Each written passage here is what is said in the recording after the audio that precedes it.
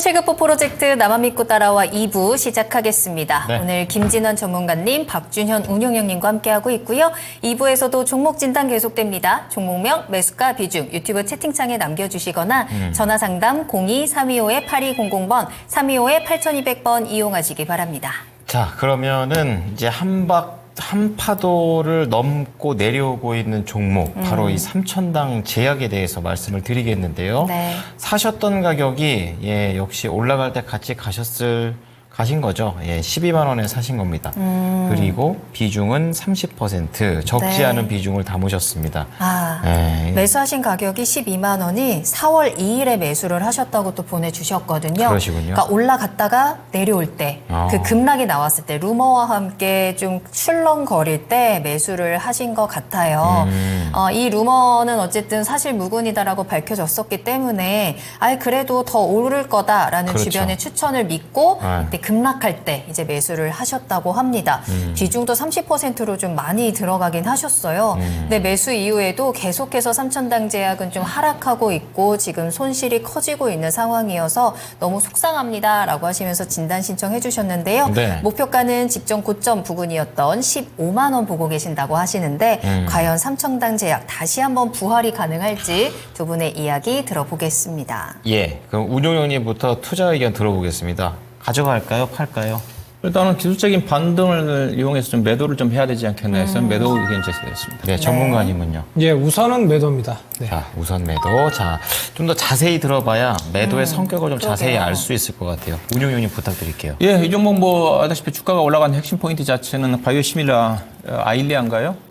이거에 대한 뭐 미국 진출권, 그다음에 현재 가시화되고 있는 자체는 유럽인데 최근 이제 뭐 여러 가지 악재들이 노출된 것 자체가 미국의 진출권 자체가 특허 침해로 해가지고 무산될 거다. 네. 뭐 그런 또 좀 있었고. 그것도 안 좋네요. 네, 그거는 뭐 그것도 사실 아닌 것으로 판명이 좀 났고. 그다음에 또 뭐 최대 주주가 주식을 좀 팔았다. 그것도 좀 사실 무근이었던 것 같아요. 최근에 주가 이제 변동사에 나왔던 것 자체는 네. 어느 정도 사실 무근으로 좀 박혀진 것 같습니다. 이제 그 영향 때문에 지금 주가 이 정도 좀 내려왔다고 좀 봐요. 근데 이제 현재 남아있는 재료 자체가 이 회사의 가치를 결정하는 데 있어서 얼마만큼 좀 평가를 받을지가 좀 중요하다고 좀 보고 있는데 현재 지금 가시화되고 있는 것 자체는 유럽 쪽에서 이 회사가 지금 유럽 9개국인가요? 9개국에 독점적으로 지금 바이오시밀러를 공급한다는 계약을 좀 체결했다는 쪽인데 그 네. 규모가 상당히 크더라고요. 작년도부터 일부적으로 로얄티를 좀 수령을 했고 아마 최근까지 본다면 거의 로얄티만 제가 알기로는 1,400억 정도 수령한 걸로 알고 있기 때문에 어느 정도 이 기술 아일리아에 대한 제품에 대한 신뢰성 자체는 좀 확실한 것 같아요. 다만 이제 유럽 쪽에 판권이 전개가 좀 되면서 매출액이 얼마만큼 전개가 좀 되면서 이 회사 실적으로 영향을 미칠지 현재 전망치로 따지면 유럽 9개국의 제품이 출시가 좀 되면 시장 전망치가 약 1조 5천억 정도 시장이 형성될 거라는 전망인데 근데 유럽 쪽 같은 경우는 이 회사가 매출액의 55%를 정도를 받는 조건이더라고요. 보니까 해서요.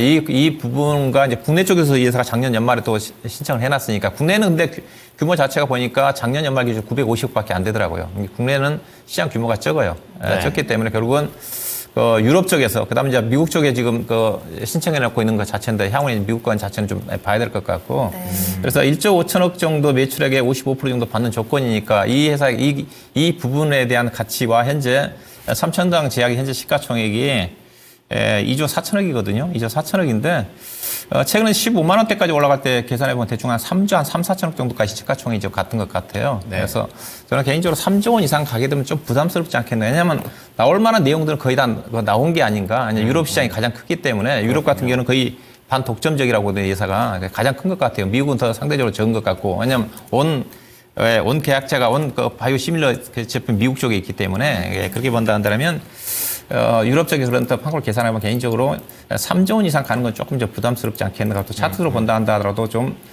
최근에 추세 자체가 조금 망가졌거든요. 지금 보면 여자가 7만 5천 원대부터 7만 8천 원부터 시작을 해가지고 정확히 약 100% 정도 근처까지 올라갔다가 밀렸거든요. 근데 떨어졌더라 한다 하더라도 제가 보기에는 여기 한 11만 원 정도로 지지가 좀 됐어야 되는 건데 10만 원대 초반까지 내려갔다는 자체는 단기 상승 추세는 꺾였다. 지금은 반등이 나온다 한다 하더라도 기술적인 반등 구간이다.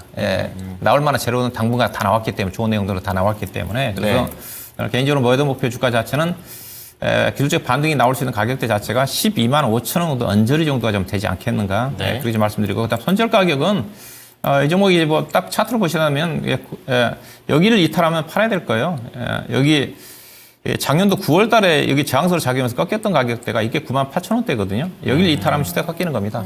그래서 9만 8천 원 정도 이탈을 한다면 비중이 많으신 분들은 최소한 반 정도는 리스크 관리가 좀 필요하지 않겠는가. 그래서 목표 주가 12만 5천 원, 손절 가격은 9만 8천 원을 제시하도록 하겠습니다. 네.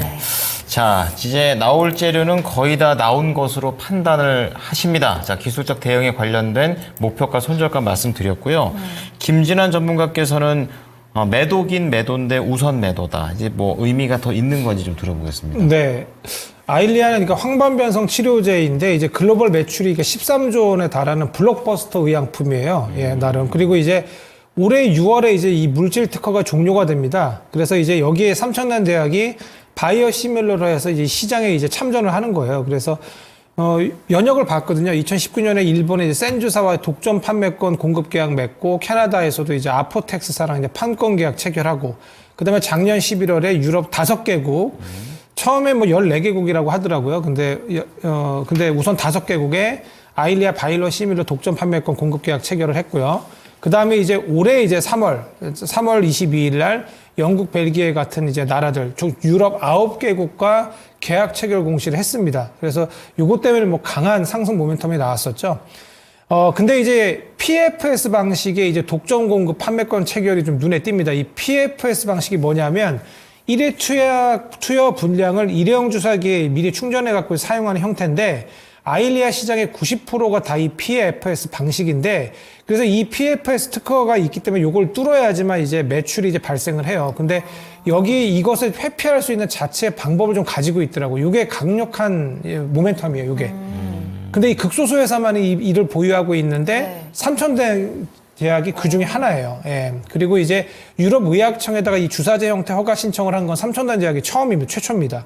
그래서 이런 부분들이 있고 아까 유럽 그 9개국 그 이제 뒤에 후발로 이제 계약을 했다고 했는데 여기 보니까 10년간 총 매출액의 55% 수령하게 되어 있어요. 그 전에 5개국은 50%고. 그러니까 상당한 그 매출 증진 이슈가 좀 있습니다.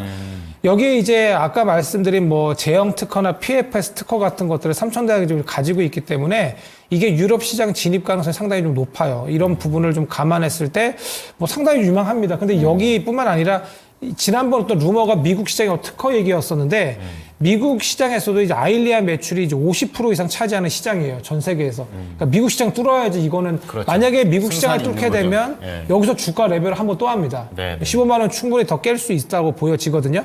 근데 보니까 캐나다 계약을 아까 아포텍스랑 얘가 체결했다고 했지 않습니까? 네. 근데 이 아포텍스가 미국 파트너사예요. 그래서 이제 미국 계약도 기대가 되는 겁니다. 예, 이 캐나다 회사를 통해서.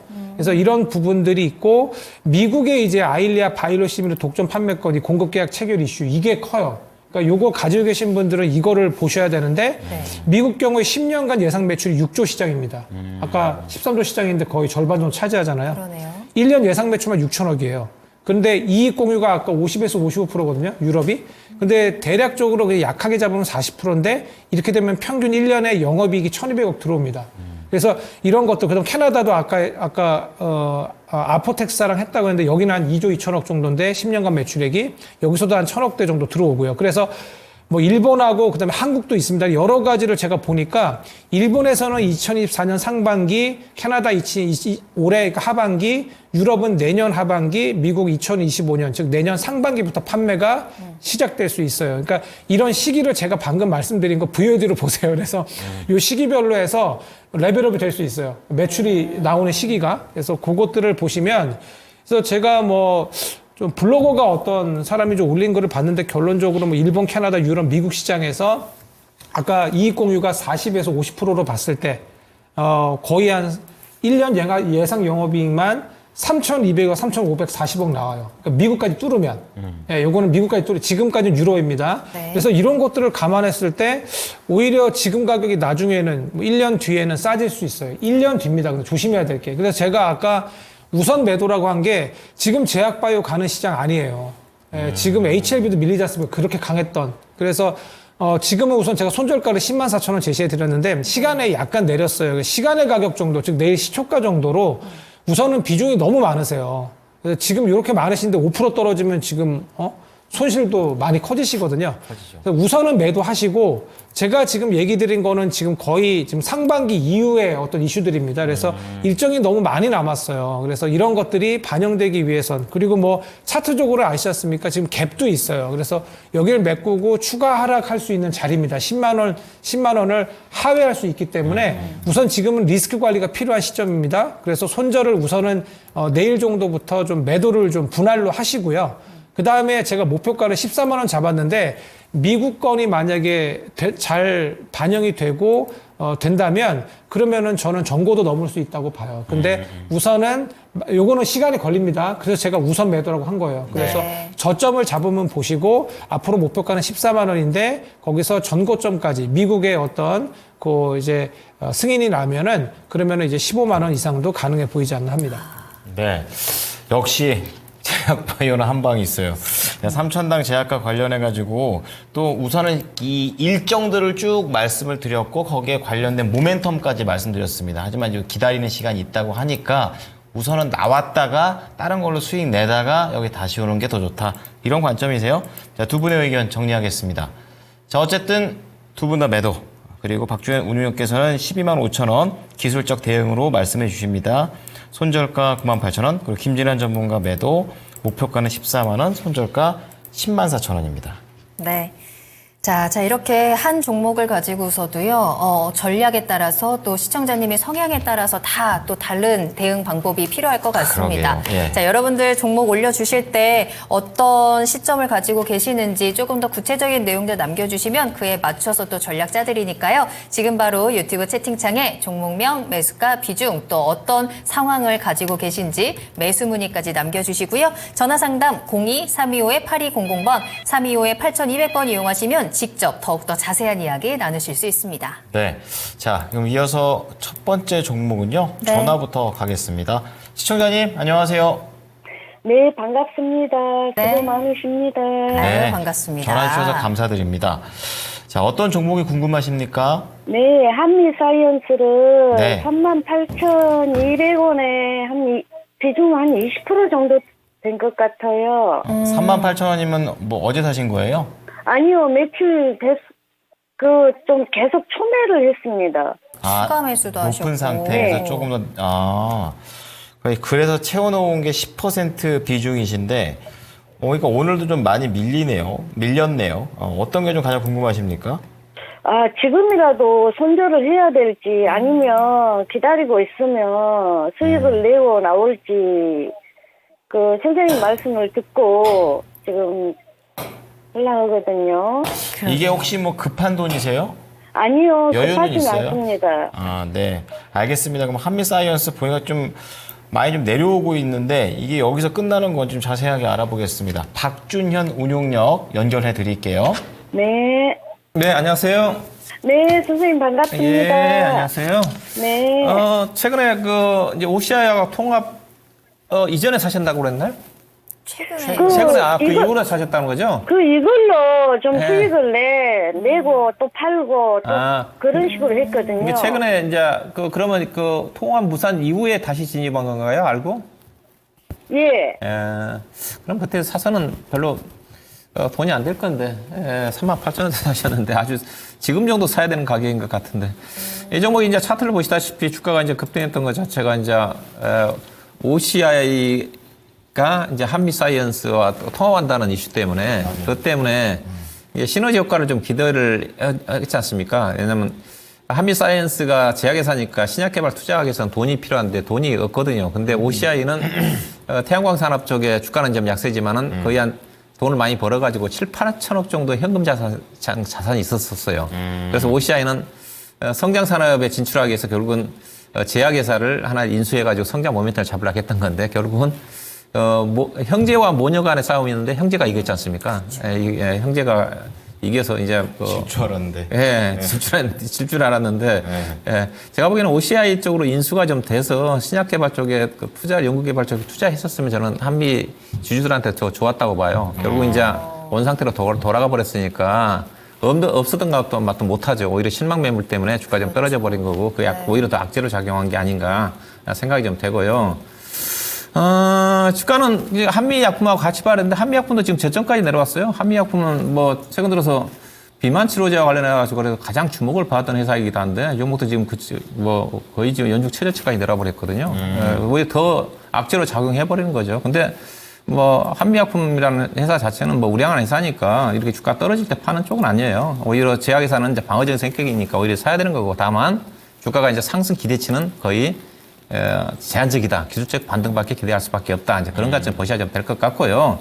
그다음에 한미사이언스가 현재 시가총액이 2조 4천억 가까이가 되는데, 근데 한미약품이 시가총액이 보시면 보시게 되게 되면 좀 다른 지주회사가 다른 게 4조 원이에요. 보면 그 지주회사가 2조 4천억, 한미약품이 4조 원인데, 한미사이언스가 한미약품 지분을 41% 갖고 있거든요. 어떻게 보면 한미사이언스가 엄청 다른 지주회사에 비해서 주가 비싼 거예요. 왜 그러냐? 그걸 알아야 되는데, 비상장 자회사를 봐야 되거든요. 왜 한미사이언스가 한미약품이 사업회사가 4조 원인데 이 종목 2조 4천억까지 평가를 받고 있을까? 상당히 높게 평가를 받고 있는 거거든요. 다른 지주회사에 비해.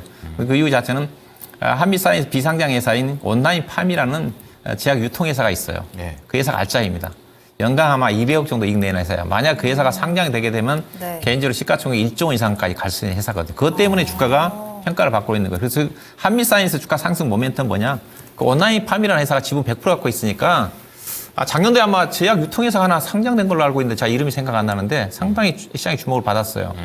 예. 근데 온라인팜이라는 회사가 제가 알기로는 아마 시장 전비 1위인 걸로 알고 있는데 그 회사 상장이 되면 이 종목의 가치가 그때 올라가지 않겠다. 근데 제가 보기에는 상장한다는 얘기를 들어본 적이 없어요. 그래서 그 기대치 자체는 접어야 될 것 같고요. 그래서 일단은 주가는 저점이에요. 기술적 반등 나올 것 같고요. 제약회사는 뭐 적절한 회사는 아니니까, 뭐 탄탄한 회사니까 바이오 기업과 달리 약간 좀 하향한다 하더라도 지금 여기까지 내려오면 안 되겠지만은 뭐 29,000원대가 좀 저점 보이는 제가 보기에는 뭐 이 정도 이 정도 가격대 정도 34,000, 200원대에서는 지지를 받을 것 같아요. 비중이 10%니까 오히려 더 사세요. 지금 사셔가지고 이게 34,000 초반 정도 내려오면 사셔가지고 다만 여기는 이제 돌파하기가 상당히 시간이 오래 걸릴 겁니다. 한미약품이 주가 상승 모멘텀도 꺾여버렸으니까 비만 치료제 외에는 없거든요, 한미약품이. 그렇죠. 예, 그렇게 본다 한다면 현재로 봐서는 34,000원대 초반 정도 저점 지지가 된다 한다면 네. 42,000원, 2,000원 정도가 적정. 그러면 딱 34,000원대에서 10% 정도 매수하게 되면 매수 단가가 36,000원 정도 떨어질 것 같거든요. 예, 그러면 38,000원, 4만 원 정도는 팔 수 있을 테니까 5%, 10% 정도는 충분히 수익을 내고 나올 수 있겠다. 손절하지 마시고 네. 오히려 조정권에서 추가 매수하셔가지고 38,000원 내지는 4만 원 정도까지 보유하시면 될 것 같습니다. 네. 시청자님 수익이 막 많이 나는 건 아니지만 어쨌든 손실을 안 내고 수익을 낼 수 있는 방법으로 말씀을 드렸어요. 네. 궁금한 거 좀 해결되셨습니까? 네, 많은 도움이 됐습니다. 참고하겠습니다. 네. 전문가님 감사드리고 앵커님 예. 건강하십시오. 시청자님도 수익 많이 내시고 건강하세요. 네. 네. 감사합니다. 감사합니다. 네. 한미사이언스였습니다. 예, 기분이 참 좋네요. 이렇게 덕담까지 한번 나눠봤고요. 다음 상담도 저희 한번 전화로 이야기 나눠볼게요. 예. 네, 시청자님 안녕하세요. 네, 안녕하세요. 네, 반갑습니다. 어떤 종목이 고민되시나요? 모스코 퓨츠엠이요. 포스코 퓨처엠 매수가가 얼마예요? 31만 원에 30%인데요. 네. 오늘도 조금 샀는데 네. 좀 더 사고 싶거든요. 그래요? 지금 30%도 비중이 적지는 않은데 포스코 퓨처엠에 이렇게 집중하시는 이유가 따로 있을까요, 혹시? 2차 전지 응급제로 앞으로 더 오를 것 같다는 예상이 되고 있고 지금 금액이 네. 많이 떨어져 있는 상태라고 생각되기 때문에 좀 네. 더 사고 싶어요. 그럼 조금 더 길게 보시면서 이제 상승의 때를 기다리면서 모아가시는 중인 것 같은데 한번 더 비중을 늘려봐도 되는 건지 전망에 대해서 한번 체크해 볼게요. 김진환 전문가님과 이야기 나눠보세요. 네. 네. 네, 안녕하세요. 시청자 반갑습니다. 네, 반갑습니다. 네, 포스코 퓨처엠을 되게 좋게 보시나 봐요. 네. 네. 전기차 쪽이 조금 둔화되고 있는데 그거는 좀 알고 계신가요, 혹시? 매출이나 이런 부분에서요. 네, 최근에 좀 그런 소식은 들었는데 네. 장기로 보고 있어가지고요. 아, 장기적으로 보세요. 네. 네, 알겠습니다. 포스코 퓨처엠이 1분기 우선은 지금 실적 시즌이니까 실적을 봐야 되는데 1분기 실적 컨센서스가 매출 한 1조 한 대략 1,000억 정도 나오고 영업이익이 282억 정도 나올 걸로 보입니다. 그래서 전년 동기 대비해서 매출과 영업이익 각각 5%, 39% 정도 나름 증가합니다. 뭐 LLF 같은 경우에는 실적 쇼크가 나올 것 같은데 전분기 대비해서 흑자 전환에 성공할 것으로 보이긴 한다고 하네요. 예, 이런 부분이 좀 있고요.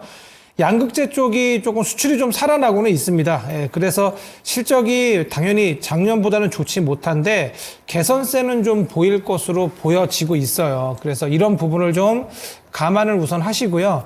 그 다음에 저는 양극재 쪽이 저희 3원계 배터리 쪽보다는 이제 앞으로는 차세대 배터리나 아니면 LFP 배터리 좀 해야 된다고 생각을 하거든요.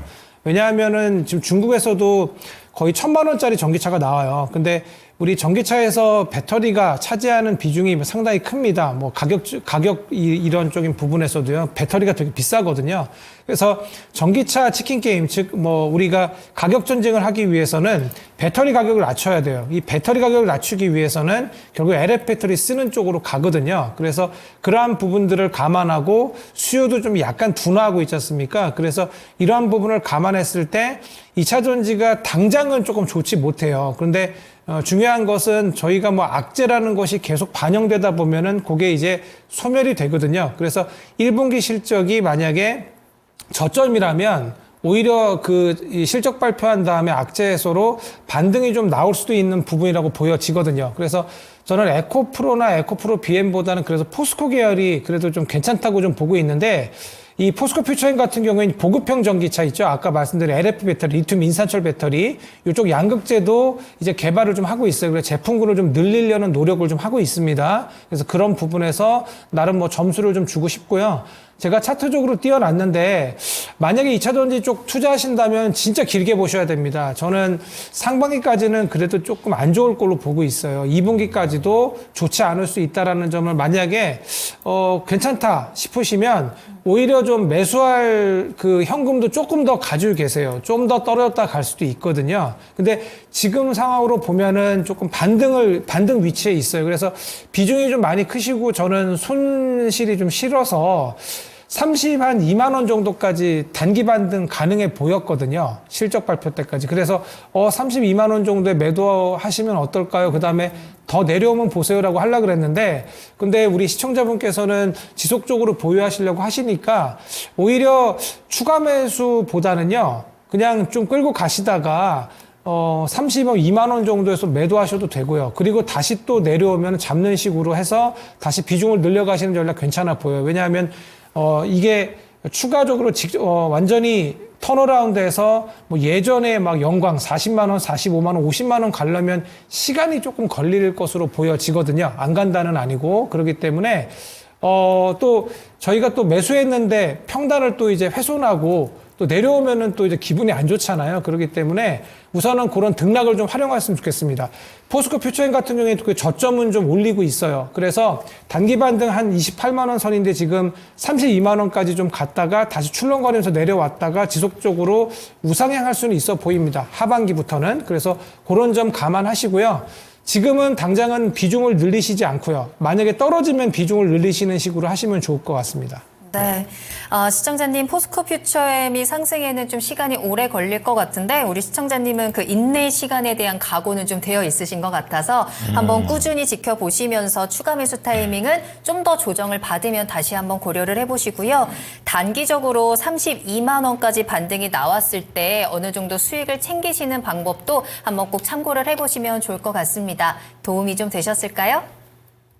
네, 많이 되었습니다. 네, 꼭 수익 내시기를 2차 전지 함께 응원하겠습니다. 네, 오늘 감사합니다. 네, 고맙습니다. 네. 포스코 퓨처엠 2차 전지에 대한 강한 믿음과 함께 저희도 꼭 그 수익을 응원하도록 하겠습니다. 네. 할 말이 이만큼 있는데, 네, 얘기 못하겠어요. 네. 자, 어쨌든.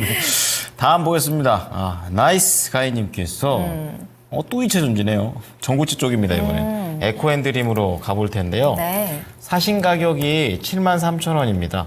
73,000원이면 9만 원 근처까지 장중에 갔었을 때가 제일 높았을 때였으니까 이제 높을 때 사셨다가 그 이후에 이렇게 계단 형식으로 이제 완만하게 하락을 좀 하고 있는 종목이 되겠습니다.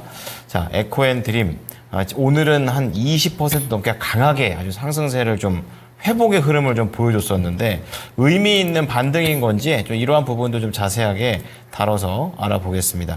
자, 73,000원에 15%.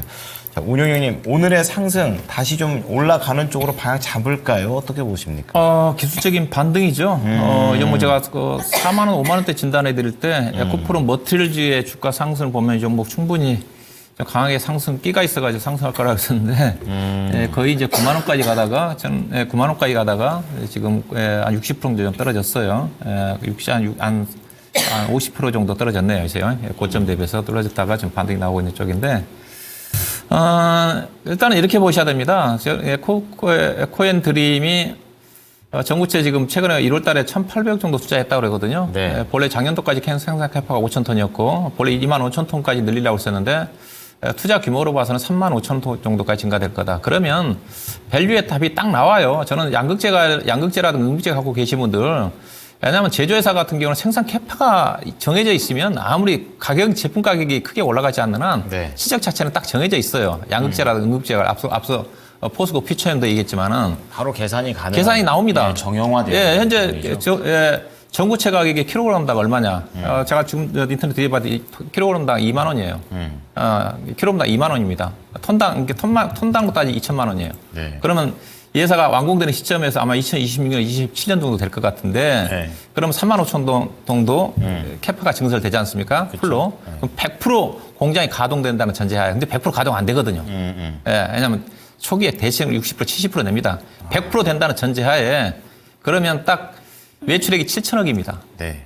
이 풀로 공장이 가동된다는 전제하에. 그 이상은 안 된다는 네, 거죠. 그러면 영업이익률이 얼마인가가 중요하거든요. 예. 양극재 관련 회사들이 영업이익률이 6%가 안 넘어갑니다. 싸네요. 6%가 안 넘어갑니다. 예, 그래서 경쟁력이 없어요. 그러면 6, 7에 40이면 420억 영업이익 납니다. 네. 2027년도 가게 되게 되면. 그럼 단기 수익은 300억 나오거든요. 보이스 빼고 나면. 예, 그러면 예사의 그 발행 주식수가 1,100만 주니까. 근데 예사가 아마 자금 조달하는데 계속 전환사채라든가 그 발행해가지고 늘어날 가능성도 염두에 두셔야 돼요. 그냥 돈이 리스크네요, 없으니까. 주주 예, 입장에서. 없다는 전제하에. 예. 발행 현재 가격이 온다면 주당 EPS가 대충 제가 추정을 해보면 3천억 꼴입니다. 예. 그러면 현재 주가는 그렇게 비싸다고 보진 않아요. 3위 PER 20배니까 성장성을 감안하면. 그런데 30배 넘어가면 부담스러워요. 30배 가격이 얼마냐? 9만 원이에요. 그래서 저는 9만 원대가 왜냐하면 이것도 2027년도니까. 진짜 딱 거기 맞고 저는 그 내려오는 가격이라고 봐요. 거예요. 그때 그 정도 얘기했을 것 같기도 한데 그렇게 제가 계산해 드렸거든요. 근데 지금은 업황 자체가 안 좋은 부분이기 때문에 기술적 반등일 거예요. 그 다음에 에코프로 머티리얼즈 갖고 계신 분들한테 이제 말씀 좀 드리고 싶은데 에코프로 머티리얼즈는 제가 이거 뭐 20만 원대 주가 이제 고점 찍었다고 그랬거든요. 네. 이 종목은 이제 걱정을 해야 되는 것 자체가 오버형 이슈입니다. 에코프로 머티리얼즈 같은 경우는 캐파가 2027년도에 21만 톤이에요. 지금 생산 목표 자체가. 그럼 네. 딱 답이 나옵니다. 이거는 2022년도에 매출액이 4조 2천억이에요. 그럼 영업이익을 6% 잡으면 2,400억. 단기 수익 2천억. 그렇죠? 네. 2천억 나옵니다. 그러면 2천억이면 예사 발행 주식수가 7천만 주 정도 되는 거니까 73년 20 주당 EPS 3,000원. 현재 주가 PR은 40배. 40배 싸냐 비싸냐? 비싸. 2027년도 기준이니까 주가 비쌉니다. 근데 여기 이 종목은 5월 달에 500억 이슈 물량이 2천만 주 정도가 출회가 됩니다. 2천만 주 출회가 되면 이 종목은 수급이 완전 꼬일 거예요.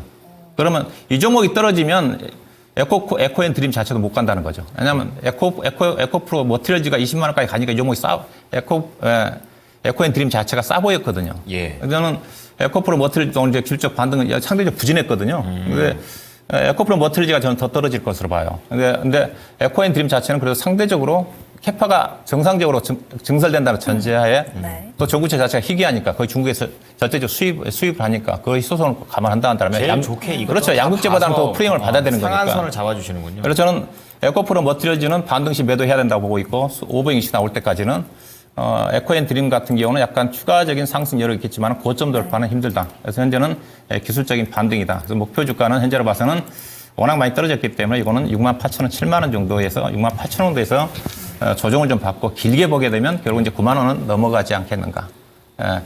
그렇게 좀 말씀을 드려야 될 것 같습니다. 네.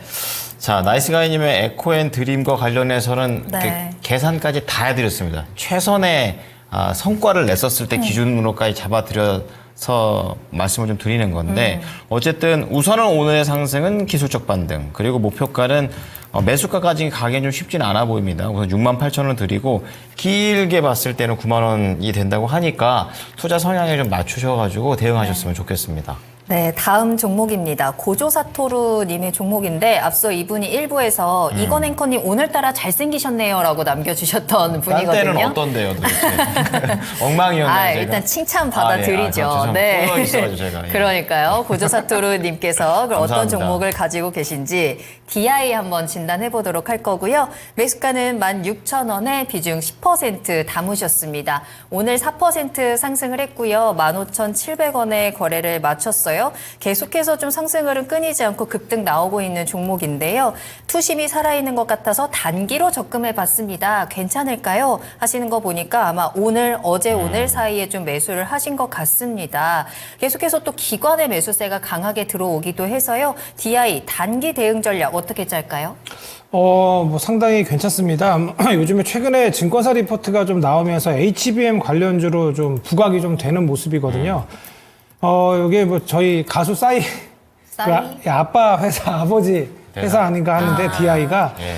네, 요게 그 자회사 디지털 프론티어를 좀 주목해 볼 만한 회사입니다. 예, 이 디지털 프론티어가 웨이퍼 테스터를 하는 그런 회사인데 HBM 어떤 생산에 있어서 좀 필요합니다. 또 웨이퍼 테스터 같은 경우에는 제품은 결함 같은 것들을 이제 초기에 이제 식별하는 그런 기계인데 이게 이제 최근에 어떤 수율 같은 거 그다음에 리드 타임 관련해서 좀 부각이 좀 되는 부분이거든요. 그래서 이런 부분에 있어서 사업 수주가 좀 상당히 앞으로 기대가 되는 그런 부분입니다. 그래서 디지털 프론트의 지분 한 70% 정도 가지고 있거든요. 자회사도 상당히 좀 많은 회사입니다. 그래서 이런 부분들 여기에 이제 올해 매출액이랑 영업이익이 뭐 상당히 눈에 띄는데요. 매출액이 2,764억 해갖고 작년 대비 28% 정도 느는데 영업이익은 271억 나오면서 거의 한 3배 정도 늘어요. 작년 대비 342% 정도 뭐 상승을 좀 하거든요.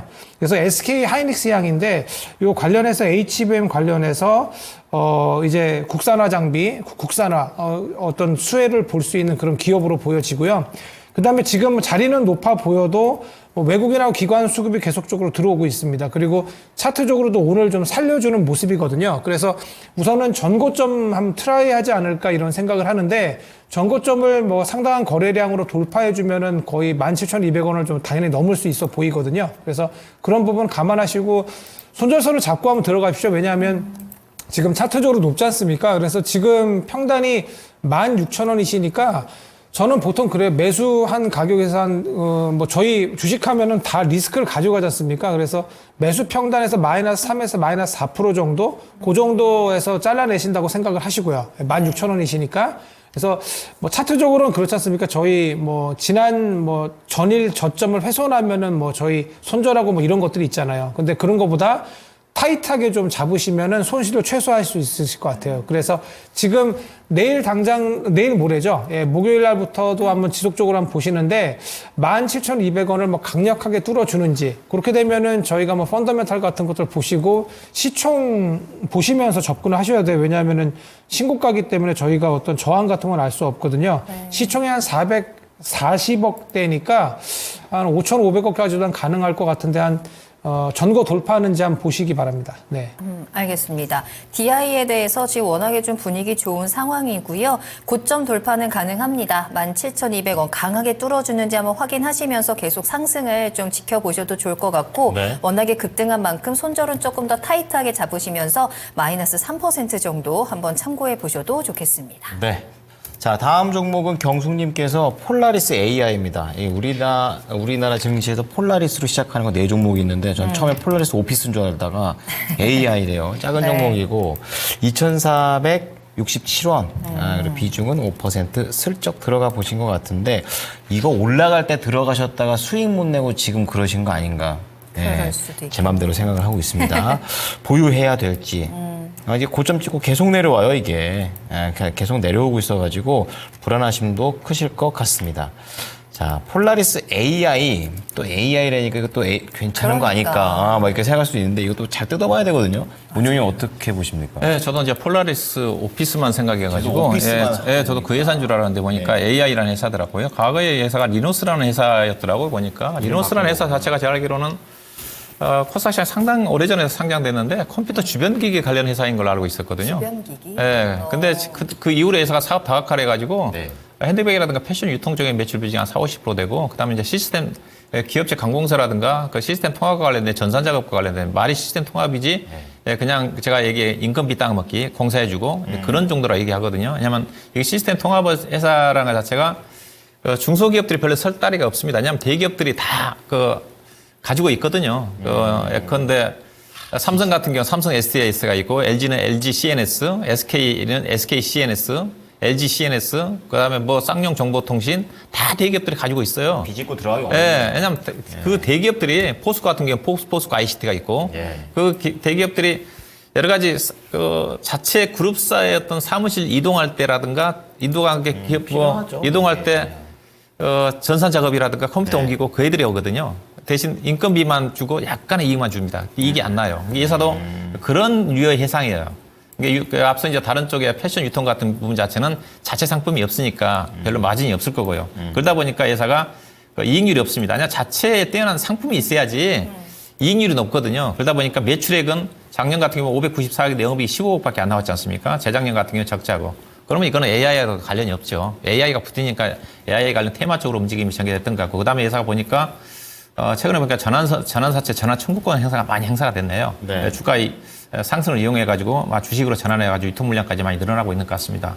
일단은 주가가 워낙 많이 떨어져서 기술적인 반등 가능할 것 같은데, 이쪽은 가기가 또 쉽지가 않아요. 또 요즘 시장 자체가 과거에 이제 AI 솔루션이라든가 소프트웨어 쪽으로 많이 움직였는 건데, 워낙 시장 자체가 HBM 반도체를 중심으로 하드웨어 쪽으로 움직임이 전개되다 보니까 과거에 소프트웨어 쪽으로 움직이는 쪽에 시장에 관심이 없습니다. 그래서 이거는 워낙 많이 빠져서 기술적 반등인데 추가 매수는 하지 마시고요. 5% 정도 밖에 다행히 얼마 안 사셨네요. 워낙 많이 떨어져서 계속 흘러내리고 있는 자체가 제가 보기엔 전환사채 물량들이 계속 전환 청구해서 나오는 것 같아요.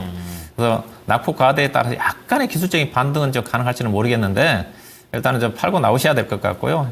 추가 하락보다는 약간 기술적인 반등 가능성이 열려 보입니다. 2,200원 정도 언저리 정도, 현재 가격대 10% 정도 언저리 정도에서 팔고 나오시면 약 10% 정도 손실인데, 이 정도까지 2,300원 정도, 2,250원 내지 2,300원 정도에서 손절하고 나오는 전략이 필요할 것 같습니다. 네. 운용형님이 딱 이 회사를 싹 분해를 해버리니까 이 회사는 AI라고 관련이 없는 것 같아요.